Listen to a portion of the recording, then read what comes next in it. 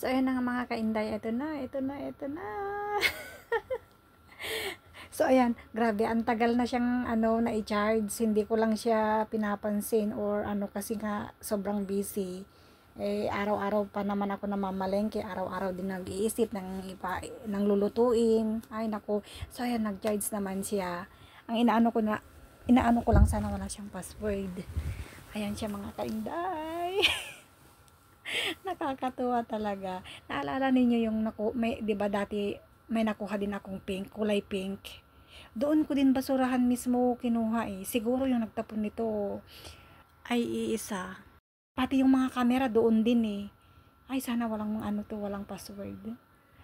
La la la. Oh no. Ay may password. So ayan, okay lang at least gumagana siya, 'di ba? Paayos natin sa may liksang. Ay, nakakatuwa. Okay pa naman siya, gumagana naman, o 'di ba? Pero yung yung isa yung HP, kailangan kong hanapan ng charger kasi hindi naman sila magkapareho eh. Ayan. Sana makahanap ako ng charger nito. O 'di ba, bongga? Nakakatuwa mamapsura mga kainday.